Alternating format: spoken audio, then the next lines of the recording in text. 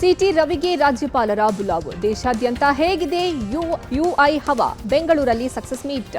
ನಕಲಿ railway ticket ಹಾವಳಿಗೆ break. ಚಿಕ್ಕಮಗಳೂರಿನ ಮುಳ್ಳಯ್ಯನಗಿರಿಗೆ ಪ್ರವಾಸಿಗರ ದಂಡು. Full traffic. ನ್ಯೂ ಇಯರ್ಗೆ ಮೆಟ್ರೋ ಸೇವೆ ವಿಸ್ತರಣೆ. ಇದರ ಜೊತೆಗೆ ಮತ್ತಷ್ಟು ಸುದ್ದಿಗಳನ್ನು ನೋಡೋಣ ಕರ್ನಾಟಕ ಟಾಪ್ 20ಯಲ್ಲಿ. ಬಳ್ಳಾರಿಯಲ್ಲಿ ಬಾಣಂತಿಯರ ಸರಣಿ ಸಾವು ಪ್ರಕರಣ ಮಾಸುವ ಮುನ್ನವೇ ಹೊಸಪೇಟೆಯಲ್ಲಿ ಮತ್ತೋರ್ವ ಬಾಣಂತಿ ಮೃತಪಟ್ಟಿದ್ದಾರೆ. ಡಿಸೆಂಬರ್ 20ರಂದು ಐಶ್ವರ್ಯಾಗೆ ಹೊಸಪೇಟೆಯ ತಾಯಿ ಮತ್ತು ಮಕ್ಕಳ ಆಸ್ಪತ್ರೆಯಲ್ಲಿ ಸಿಸೇರಿಯನ್ ಆಗಿತ್ತು.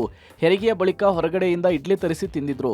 ಆ ಬಳಿಕ ಆರೋಗ್ಯದಲ್ಲಿ ಏರುಪೇರಾಗಿತ್ತಂತೆ. ಹೆಚ್ಚಿನ ಚಿಕಿತ್ಸೆಗಾಗಿ ಕೊಪ್ಪಳದ ಸರ್ಕಾರಿ ಆಸ್ಪತ್ರೆಗೆ ದಾಖಲಿಸಲಾಗಿತ್ತು. ಕೊಪ್ಪಳದ ಜಿಲ್ಲಾಸ್ಪತ್ರೆಗೆ ದಾಖಲಾಗಿ 2 ದಿನಗಳ ಬಳಿಕ ಬಾಣಂತಿ ಸಾವನ್ನಪ್ಪಿದ್ದಾರೆ. ಫುಡ್ ಪಾಯ್ಸನ್ನಿಂದ ಸಾವು ಅಂಥೇಳಿ ಶಂಕಿಸಲಾಗಿದೆ. ಮೃತಳ ಪೋಷಕರ ಆಕ್ರಂದನ ಮುಗಿಲು ಮುಟ್ಟಿದ್ದು ನ್ಯಾಯಕ್ಕಾಗಿ ಆಗ್ರಹಗಳು ಕೇಳಿಬರ್ತಿದೆ.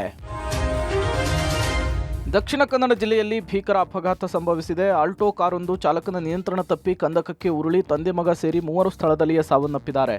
ಪುತ್ತೂರಿನ ಪರ್ಲಟ್ಕದ ಮಾಣಿ ಮೈಸೂರು ಹೆದ್ದಾರಿಯಲ್ಲಿ ಘಟನೆ ನಡೆದಿದ್ದು, ಸುಳ್ಯ ಜಟ್ಟಿಪಳ್ಳ ನಿವಾಸಿಗಳಾದ ಅಣ್ಣು ನಾಯಕ್, ಮಗ ಚಿದಾನಂದ್, ಪಕ್ಕದ ಮನೆಯ ರಮೇಶ್ ನಾಯಕ್ ಸ್ಥಳದಲ್ಲಿಯೇ ಸಾವನ್ನಪ್ಪಿದ್ದಾರೆ. ಸುಳ್ಯದಿಂದ ಪುತ್ತೂರಿಗೆ ಕಾರ್ನಲ್ಲಿ ಆಗಮಿಸ್ತಾ ಇದ್ದ ವೇಳೆ ನಿದ್ದೆ ಮಂಪರಿನಲ್ಲಿ ಅವಘಡ ಸಂಭವಿಸಿದೆ. ಅತ್ತ ಚಿಕ್ಕಬಳ್ಳಾಪುರದಲ್ಲಿ ಸಿಎನ್ಜಿ ಗ್ಯಾಸ್ ಕ್ಯಾಂಟರ್ಗೆ ಕಲ್ಲು ದಿಮ್ಮಿ ಸಾಗಿಸ್ತಾ ಇದ್ದಂತಹ ಗ್ರಾನೈಟ್ ಲಾರಿ ಡಿಕ್ಕಿ ಹೊಡೆದ ಪರಿಣಾಮ 2 ಲಾರಿಗಳು ಧಗಧಗಿಸಿವೆ.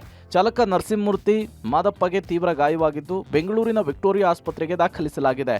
ಹುನೇಗಲ್ ಬಳಿ ಯೂಟರ್ನ್ ತೆಗೆದುಕೊಳ್ತಿದ್ದಾಗ ದುರಂತ ಸಂಭವಿಸಿದೆ. ಆಕ್ಸಿಡೆಂಟ್ನ ರಭಸಕ್ಕೆ ಸಿಎನ್ಜಿ ಗ್ಯಾಸ್ ಸೋರಿಕೆಯಾಗಿ ಬೆಂಕಿ ಹೊತ್ತುಕೊಂಡಿದೆ. ಭಾರೀ ಪ್ರಮಾಣದ ಸ್ಫೋಟ ಉಂಟಾಗಿದೆ. ಘಟನೆಯಿಂದ ಹುನೇಗಲ್ ಗ್ರಾಮಸ್ಥರು ಬೆಚ್ಚಿ ಬಿದ್ದಿದ್ದು, ವಿಷಯ ತಿಳಿತಾ ಇದ್ದಂತೆ ಸ್ಥಳಕ್ಕೆ ಅಗ್ನಿಶಾಮಕ ದಳದ ಸಿಬ್ಬಂದಿಗಳು ಪೊಲೀಸರು ದೌಡಾಯಿಸಿ ಕ್ರೇನ್ ಮೂಲಕ ಸುಟ್ಟು ಕರಕಲಾದ ವಾಹನದ ಅವಶೇಷಗಳನ್ನು ರಸ್ತೆ ಬದಿಗೆ ಸರಿಸಿದ್ದಾರೆ. ಬಳಿಕ ಸುಗಮ ವಾಹನ ಸಂಚಾರಕ್ಕೆ ಅನುವು ಮಾಡಿಕೊಟ್ಟಿದ್ದಾರೆ. ವಿಧಾನ ಪರಿಷತ್ನಲ್ಲಿ ಸಚಿವೆ ಲಕ್ಷ್ಮೀ ಹೆಬ್ಬಾಳ್ಕರ್ಗೆ ಅಶ್ಲೀಲ ಪದ ಬಳಕೆ ಆರೋಪದ ಪ್ರಕರಣದಲ್ಲಿ ಎಂಎಲ್ಸಿ ಸಿಟಿ ರವಿಯವರನ್ನ ಪೊಲೀಸರು ಬಂಧಿಸಿ ಬಿಡುಗಡೆಗೊಳಿಸಿದ್ರು. ಈ ವಿಚಾರವಾಗಿ ರಾಜಕೀಯ ಗದ್ದಲ ಜೋರಾಗಿತ್ತು. ಪ್ರಕರಣವನ್ನ ಸಿಐಡಿಗೆ ಸರ್ಕಾರ ವಹಿಸಿತ್ತು. ಈ ಬೆನ್ನಲ್ಲೇ ರಾಜ್ಯಪಾಲರನ್ನ ಬಿಜೆಪಿ ನಿಯೋಗ ಭೇಟಿ ಮಾಡಿ ಹಾಲಿ ನ್ಯಾಯಾಧೀಶರ ನೇತೃತ್ವದಲ್ಲಿ ತನಿಖೆಗೆ ಒತ್ತಾಯಿಸಲಾಗಿತ್ತು.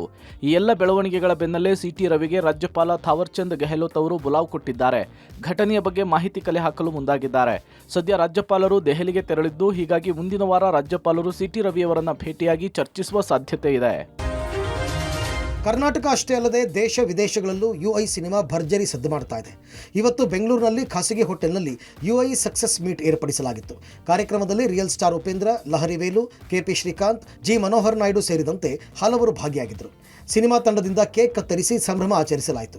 ರಿಯಲ್ ಸ್ಟಾರ್ ಉಪೇಂದ್ರ ಮಾತನಾಡಿ, ಇನ್ಮುಂದೆ ಡೈರೆಕ್ಷನ್ಗೆ ಜಾಸ್ತಿ ಗ್ಯಾಪ್ ಕೊಡಲ್ಲ, ಎಲ್ಲರೂ ತುಂಬ ಚೆನ್ನಾಗಿ ವಿಮರ್ಶಿಸಿದ್ದಾರೆ, ಕ್ರೆಡಿಟ್ ಎಲ್ಲರಿಗೂ ಸಲ್ಲಬೇಕು ಅಂದರು. ಲಹರಿ ವೇಲು ಮಾತನಾಡಿ, ಉಪ್ಪಿ ಅವರಿಗೆ 5 ಮೆದುಳಿವೆ, ಒಂದು ಆ್ಯಂಗಲ್ನಲ್ಲಿ ನಾವು ಯೋಚಿಸ್ತಾ ಇದ್ದರೆ ಉಪೇಂದ್ರ 5 ಪಟ್ಟು ಮುಂದಿರ್ತಾರೆ, ಉಪ್ಪಿ ಕಂಟೆಂಟ್ ಕಿಂಗ್ ಅಂತ ಹೊಗಳಿದ್ರು. ಆಲ್ಮೋಸ್ಟ್ ಆಲ್ ಲ್ಯಾಂಗ್ವೇಜ್ ನಾನೇ ಶಾಕ್ ಆದೆ ಕೆಲವರು ರಿವ್ಯೂಸ್ ಎಲ್ಲ ಮಾಡಿರೋದು ನೋಡಿ. ಅಬ್ಬಾ ನಾನು ಅನ್ಕೊಂಡಿದ್ದಕ್ಕಿನ್ನು ಈ ಲೆವೆಲ್ಗೆ ಯೋಚನೆ ಮಾಡಿದಾರಲ್ಲ ಅಂತ. Hats off. ನಿಜವಾಗ್ಲೂ ನಾನು ಯಾವತ್ತೂ ಹೇಳ್ತೀನಲ್ಲ, ನೀವು ಯಾವತ್ತೂ ಮೇಲಿಡ್ತೀರಾ ಅಂತ, ಅದು ನೀವು ಪ್ರತಿ ಪ್ರೂವ್ ಮಾಡ್ತೀರಾ. ಈ ನಿಮ್ಮ ಎನ್ಕರೇಜ್ಮೆಂಟಿಂದ ನಾನು ಏನೋ ಪ್ರಯತ್ನ ಮಾಡ್ತೀನಿ ಅಷ್ಟೇ. Credit should go to you all. ನೀವು ಬರ್ದಿರೋ ರಿವ್ಯೂಸ್ ಇರ್ಬೋದು, ನೀವು ಮಾತಾಡಿರೋ ಇದಿರ್ಬೋದು, ಪ್ರತಿಯೊಂದು ಕೂಡ ಅದ್ಭುತ ಅನ್ನಿಸ್ತು ನನಗೆ. ನೋಡೋಣ, ಇನ್ಮೇಲೆ ಸ್ವಲ್ಪ ಜಾಸ್ತಿ ಮಾಡ್ತೀನಿ, ನೋಡೋಣ. It is not in my hand actually, ಅದು ಆಗಬೇಕಷ್ಟೇ. ಯಾಕಂದರೆ ಈ 1 ತಿಂಗಳು ಜರ್ನಿ ಮಾಡಿದ್ನಲ್ಲ ಸರ್, ಆ ಜರ್ನಿಲಿ ಗೊತ್ತಾಯ್ತು ನನಗೆ, ಎಲ್ಲರಿಗೂ ಮುಂದೆ ಒಂದು ಮೆದ್ಲಿದ್ರೆ ಆ ಮೆದ್ಲಲ್ಲಿ 5 ಮೆದ್ಲಿದೆ ಅವ್ರಿಗೆ. ಇನ್ 1 ಬ್ರೈನ್ ಈ ಗಾಟ್ 5 ಬ್ರೈನ್ಸ್. ನೋಡಿ, ಇವತ್ತು ಇನ್ನೊಂದು ಏನಂದ್ರೆ ಅದ್ಭುತ, CK ಅಂತ ಹೆಸರು ಕೊಟ್ಟೆ. CK ಅಂದರೆ ಕೆಲ್ವಿನ್ ಕ್ಲೀನ್, ಇವತ್ತು ಹಾಕೊಂಡ್ಬಂದಿದ್ದೀನಿ. ಅದೇ ರೀತಿ ಶ್ರೀಕಾಂತ್ ಅವರು ಹಾಕೊಂಡ್ಬಂದಿದ್ದಾರೆ ನೋಡಿ, CK. ಅದು ಗ್ರೀನು, ಸೇಮ್ ಜೀನ್ಸು. ಯಾಕಂದರೆ ಭಯ ಪಟ್ಬಿಟ್ಟಿದ್ದೀವಿ. Content king. ಬೆಂಗಳೂರಿನ ರೈಲ್ವೆ ನಿಲ್ದಾಣದಲ್ಲಿ ನಕಲಿ ರೈಲ್ವೆ ಟಿಕೆಟ್ ಕಳ್ಳರ ಹಾವಳಿ ಹೆಚ್ಚಾಗಿದೆ. ಇದಕ್ಕೆ ಬ್ರೇಕ್ ಹಾಕೋದಕ್ಕೆ ರೈಲ್ವೆ ಅಧಿಕಾರಿಗಳು ಮುಂದಾಗಿದ್ದು, QR ಕೋಡ್ ಟಿಕೆಟ್ ವಿತರಣೆಗೆ ಮುಂದಾಗಿದ್ದಾರೆ. ಇತ್ತೀಚೆಗೆ ಕೆಲ ಪ್ರಯಾಣಿಕರು ಆನ್ ರಿಸರ್ವ್ಡ್ ಜನರಲ್ ಟಿಕೆಟ್ಗಳನ್ನು ನಕಲು ಮಾಡಿ ಪ್ರಯಾಣ ಮಾಡ್ತಿದ್ದಾರೆ. ಇದರಿಂದ ಎಚ್ಚೆತ್ತ ನೈಋತ್ಯ ರೈಲ್ವೆ ಬೆಂಗಳೂರು ವಿಭಾಗ ಅಕ್ರಮ ತಡೆಯಲಿಕ್ಕೆ QR ಕೋಡ್ ಟಿಕೆಟ್ ವಿತರಣೆಗೆ ಮುಂದಾಗಿದೆ. ನೈಋತ್ಯ ರೈಲ್ವೆ ಬೆಂಗಳೂರು ವಿಭಾಗದ ಮೆಜೆಸ್ಟಿಕ್, ಕ್ರಾಂತಿವೀರ ಸಂಗೊಳ್ಳಿ ರಾಯಣ್ಣ ರೈಲು ನಿಲ್ದಾಣದಲ್ಲಿ ಥರ್ಮಲ್ ಪ್ರಿಂಟರ್ಗಳನ್ನು ಪರಿಚಯಿಸಲಾಗಿದೆ. ನಿಲ್ದಾಣದ ಮುಖ್ಯದ್ವಾರದ 2 ಕೌಂಟರ್ಗಳನ್ನು ತೆರೆಯಲಾಗಿದೆ. ಕೇವಲ 2 ಸೆಕೆಂಡ್ನಲ್ಲಿ ಟಿಕೆಟ್ ಪ್ರಿಂಟಿಂಗ್ ಆಗುತ್ತೆ. ಇದರಿಂದ ಕ್ಯೂ ತಪ್ಪಿಸಿ ಸಮಯವನ್ನು ಉಳಿಸಬಹುದಾಗಿದೆ. Majestic, SMVT station, Yeshwantpur, KR ಪುರಂನಲ್ಲಿ ಈ ಥರ್ಮಲ್ ಪ್ರಿಂಟಿಂಗ್ ಟಿಕೆಟ್ ವ್ಯವಸ್ಥೆಯನ್ನು ಮಾಡಲಾಗಿದೆ. ಈ ಟಿಕೆಟ್ ಅಸಲಿಯೋ ನಕಲಿಯೋ ಎಂಬುದು ಪತ್ತೆ ಹಚ್ಚಲಿಕ್ಕೆ ರೈಲ್ವೆ TTಗಳಿಗೆ ಪ್ರತ್ಯೇಕ ಆ್ಯಪ್ನ ವ್ಯವಸ್ಥೆ ಮಾಡಲಾಗಿದೆ. ಸೊ ಇದರಿಂದ ಸ್ಪೆಷಲಿ ನಮ್ಮದು ಕ್ಯೂ ಟೈಮು ಕಡಿಮೆ ಆಗುತ್ತೆ. ಸೆಕೆಂಡ್ಲಿ ಈ ಥರ್ಮಲ್ ಪ್ರಿಂಟರ್ಸಲ್ಲಿ ನಾವು QR ಕೋಡ್ ಸಿಸ್ಟಮ್ನ ಇದನ್ನು ಅಳವಡಿಸಿರ್ತೀವಿ. ಸೊ ನಮ್ಮ ಟಿಕೆಟ್ ಚೆಕಿಂಗ್ ಸ್ಟಾಫ್ಗೆ ಯಾವಾಗ ಡೌಟ್ ಬರುತ್ತೋ, ಯಾವಾಗ ಟಿಕೆಟ್ ಫ್ರಾಡ್ ಅಂತ ಅನ್ಸುತ್ತೋ, ಸೊ ಇಮಿಡಿಯೇಟ್ಲಿ ಅವರು ಟ್ಯಾಬ್ ಕೊಟ್ಟಿರ್ತೀವಿ. ಸೊ ಅದರಲ್ಲಿ ಅವ್ರು ಸ್ಕ್ಯಾನ್ ಮಾಡಿದ ತಕ್ಷಣ ಆ ಟಿಕೆಟ್ ವ್ಯಾಲಿಡೋ ಇಲ್ವೋ ಅಂತ ಈಸಿಯಾಗಿ ಗೊತ್ತಾಗ್ಬಿಡುತ್ತೆ.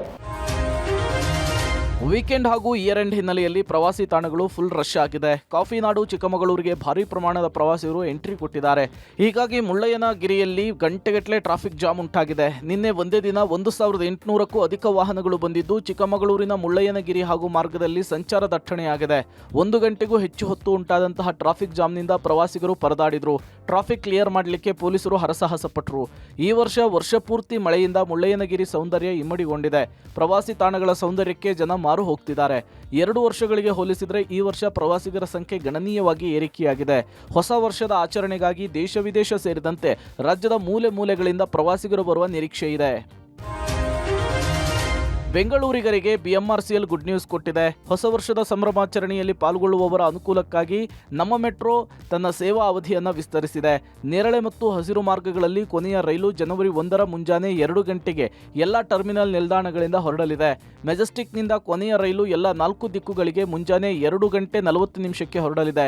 ಡಿಸೆಂಬರ್ 31ರಂದು ರಾತ್ರಿ 11ರಿಂದ 10 ನಿಮಿಷಕ್ಕೊಮ್ಮೆ ಟ್ರೈನ್ ಸೇವೆ ಇರುತ್ತೆ.